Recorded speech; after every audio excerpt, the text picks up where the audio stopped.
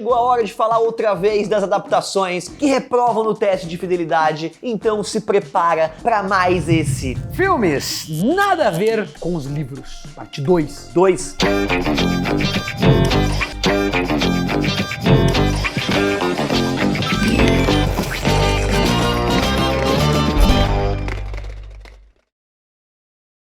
A história do 3% é engraçada, assim, porque como essa coisa, né, dos projetos que vão gerando projetos, né, e a gente vai... Esses desvios na vida, né, que acontecem, né, e acho que nas artes, né, que é a nossa área, a gente tem muito disso, né. Galera, quero apresentar pra vocês o Pipocando Cast, o podcast do Pipocando. A gente já recebeu aqui o criador da série 3%, o cara que foi indicado ao Oscar pela montagem de Cidade de Deus. Tem ainda bate-papo com o menino maluquinho do cinema, por onde ele anda, e várias entrevistas. São uma verdadeira aula de audiovisual e cinema. Nas próximas semanas sai nosso papo irado com o Fiuk, até de Alien a gente falou. Pipocando Cast tá em todas as plataformas de áudio e lá no YouTube também. Clica no link aqui na descrição e eu vejo vocês lá. In a hole in the ground, there lived a hobbit. Quando anunciaram que a adaptação de O Hobbit seria, na verdade, uma trilogia em vez de um único filme, os fãs já sabiam que teria muita coisa diferente. É um livro infantil pequeno, que transformaram em 3 grandes filmes de computação gráfica duvidosa. Isso é uma coisa bem diferente, que normalmente é o contrário, né? Você pega 3 livros gigantescos, 9, 4, 7, as cábulas do tempo de ouro quadrada, e passa por um filme de 2 horas, você reduz. É quando? Bom, não deu outra. Logo deu pra sacar que o próprio tom da história foi alterado pra ficar mais parecido com os filmes do Senhor dos Anéis, uma pegada mais épica e sombria. O orçamento não era tão grande, parecia, não sei, mas no começo parece uma novela. O Hobbit? É. Porra, ele Da é... Record, gravada no Chroma Key. Como que é pequeno o orçamento? O cara ganhou 67 milhões de Oscars com o filme. A moral tava como? Mas por que então o começo parece um filme da Record? É porque realmente... Parece baixo orçamento, mas vamos gravar tudo no Não, estúdio, tão bom bom assim. filmes da Record, como assim? Um programa inesquecível. Acontece que o Hobbit foi escrito muitos anos antes da trilogia do Anel e tinha um estilo bem mais simples, mais direto, sendo uma jornada amigável, um amadurecimento ali do Bilbo, aquela coisa toda. Mas a pergunta é, e daí? A pergunta é que eles tentaram colocar um tom que não existe no livro. É um livro quase infantil, uma fábula, tal, e aí virou um negócio de guerra, Senhor dos Anéis, que não tem. O meio é a mensagem, cara, McLuhan, quando você troca. Então, mas o meio criou uma mensagem meio bosta. Ficou uma merda. Gente, como não dá simplesmente pra esticar isso em 3 filmes, pegaram ideias do material deixado pelo Tolkien, o criador das obras, e expandiram com várias subtramas. O que acontece se você esqueceu o Tolkien? Então, aí não tem como fazer TED, né? É por conta disso que alguns personagens dos livros, tipo Legolas, a Galadriel e também o Saruman, aparecem aqui nessa segunda trilogia, mas eles não existem na obra de O Hobbit, só colocaram mesmo de louco. Isso sem falar aí da elfa Tauriel, que foi inventada pra versão das telonas, além do vilão Azog, e pelos registros do Tolkien, já tinha morrido muitos anos antes do Bilbo se aventurar com os anões. Eles quiseram colocar um monte de coisa Mas, cara, chique, bacana. Assim, não, mas eu acho que essa não é uma lista pra criticar isso, cara. Não estamos criticando, estamos falando que ficou diferente do livro. Sim, então por isso, né? Porque eu acho que várias vezes, Tá cara... criticando porque o filme é ruim, não porque... Tudo bem, mas porque talvez não tenha ficado tão legal quanto você esperava, você que leu o livro. Mas é que muitas vezes, cara, a genialidade do produtor de cinema tá em conseguir pegar e transcodificar, né, de uma mídia pra Por outra. exemplo, That is correct. Amazing. não dá pra dizer que o resultado agradou a todos, nem mesmo a maioria, já que os 3 filmes passaram longe da aclamação do Senhor dos Anéis original e muitos fãs torcem o nariz pras adaptações, este aqui incluso. Não sou o maior Tolkienista do mundo, fico meio com raiva quando tá no finalzinho da rodinha, tá ligado? E aí você passa aquele pensamento, você fala, será que eu digito esse e ainda dá tempo? Ou espero terminar a roda? É senso comum, ninguém gostou muito dessa adaptação.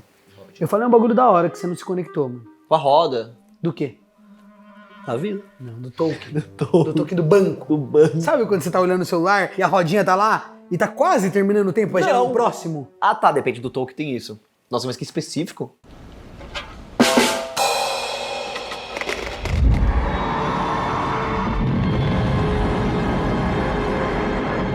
Bom, aproveitando o hype da nova adaptação de Duna, os fãs dessa incrível saga do Frank Herbert com certeza devem conhecer a versão que saiu em 84, dirigida pelo David Lynch. Bom, apesar do longa dividir a opinião aí da fanbase até hoje, a verdade é que o Lynch tentou ser fiel à obra original. E isso que foi um dos motivos do filme ter ficado tão bizonho. Mas os chefões da Universal exigiram uma série de mudanças. Então assim, é um filme que era pra ser igual, você vê que é bem parecido com o material original, ao mesmo tempo tem uns cortes, aí as coisas não fazem mais sentido, é meio difícil. E esse projeto claramente é um projeto que foi subestimado, porque ele ficou conhecido por muito tempo como um projeto que existia uma mitologia, uma coisa muito linda por trás, mas que foi desperdiçado na hora de... Perfeito, de virar filme, exatamente. É verdade. Bom, pra começar, o filme cospe uma explicação um tanto didática sobre os planetas, as famílias rivais, né, toda a treta política que rola, enquanto o livro ele vai revelando isso aos poucos. Até porque eu leio devagar, não sou se eu leio rápido. É bem aos poucos. Puta, é bem...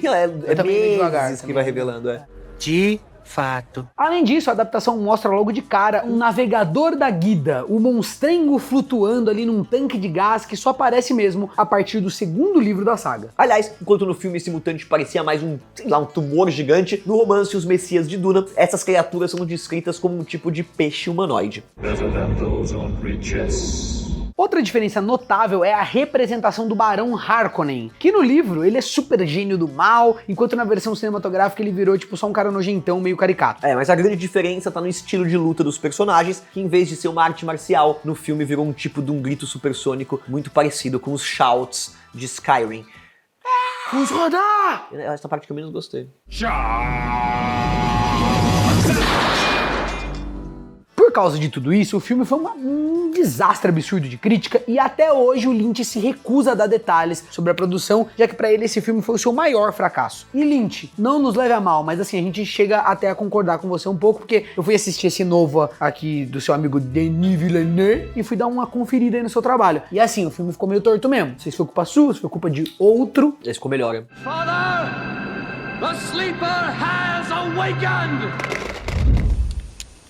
That is one big pile of shit. Jurassic Park é um dos filmes mais queridos e aclamados do tio Spielberg, mas quem lê o livro sabe que ele não foi tão fiel assim à história original, porque ela é mais sombria e violenta. Isso porque a morte dos personagens são muito brutais, tipo a do Dennis Nedry, né, que ficou ali com as tripas escorrendo pra fora da barriga e ainda tem a cabeça comida por um dinossauro. E como vocês devem ter notado, essa parte foi excluída completamente do longa, assim como as discussões mais técnicas e profundas sobre a engenharia genética. And then, of course, the tour moves on.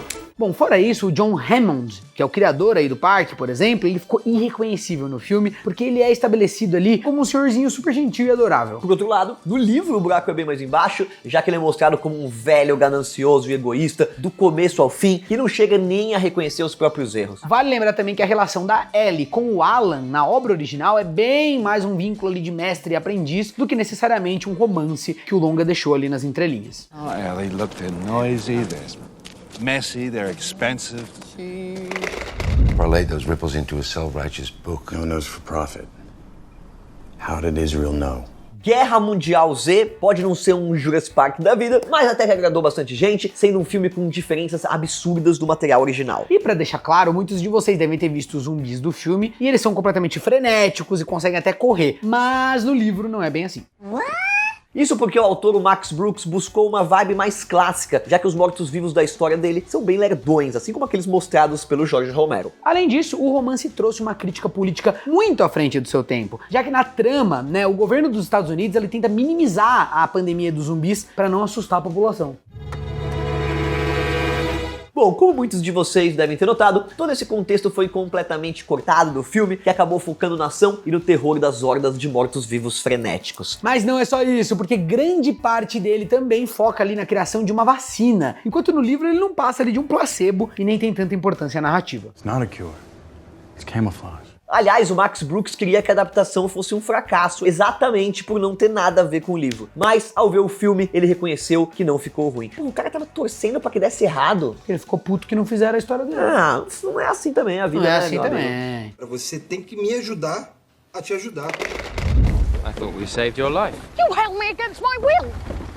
Olha, é engraçado como a franquia As Crônicas de Nárnia, né, foi ficando menos fiel aos romances do C.S. Lewis a cada filme que ia saindo. Com o terceiro, assim, mano, o terceiro quase não tem nada a ver com o livro. A versão pro cinema de A Viagem do Peregrino da Alvorada tem uma estrutura narrativa distante do livro, já que a trama procura trazer uma grande ameaça. O livro, por outro lado, ele tem um enredo mais episódico, digamos assim, em que os conflitos, eles não são tão urgentes. Então, rolam várias microaventuras, é outro porque tem uma parada que assim, o filme se assiste em 2 horas numa televisão, normalmente, ou no cinema, e você tem que ficar preso na história. Sim. O livro é diferente, você volta várias vezes pra ler, então, só por ele ter outro tipo de retenção... Não, o livro pode ter 20 grandes arcos, né? Um filme precisa ter um arco dramático que te leva do início ao fim, porque... E que no final você fica feliz que pagou lá o ingresso. É, pô. It's true. Pensando que isso não daria muito certo nas telonas, os roteiristas criaram um motivo maior pra jornada acontecer com a urgência de coletar as espadas e derrotar a Névoa Verde. Fora isso, exatamente pelo filme precisar incluir tretas mais épicas, certos personagens que não estão no livro aparecem na adaptação, como é o caso da Feiticeira Branca. I can make you my king. Curiosamente, isso já aconteceu no segundo filme, porque a Jades também não dá as caras no livro Príncipe Caspian, mas a diferença é que ela realmente é citada e os monstros sugerem trazer a bruxa de volta. Mesmo com a tentativa de deixar o filme mais fácil pro público, a terceira Crônica de Nárnia agradou muito e a franquia foi pro brejo. Is this your country? No, my country lies beyond. Your cheeks so... I know. Harry. Como a gente já deixou claro aqui, existem algumas adaptações que, mesmo tendo se afastado do material original, conseguiram marcar gerações, não é exatamente porque é ruim, né? É, rolou uma adaptação que é ruim. Porra. Não, inclusive tem umas que ficam muito melhores, na verdade. Esse é o caso de O Grinch, que é inspirado ali no livro mais famoso do Dr. Seuss, que não foi lá um sucesso de crítica, mas agradou bastante o público. É um filme natalino muito marcante, né? Pensa em Natal, vai pensar no Grinch, bicho verde, quer estragar o Natal, coisa boa. Jim Carrey. Jim Carrey. Mas ao contrário do autor, que não deixou claro as motivações do monstrengo a odiar o Natal, o longa conta todo um backstory pra explicar aí a vilania do personagem. Além disso, a pequena Cindy, que no livro tinha apenas 2 aninhos, ela acabou ficando um pouquinho mais velha no filme, para que a relação dela com o Grinch fosse melhor desenvolvida.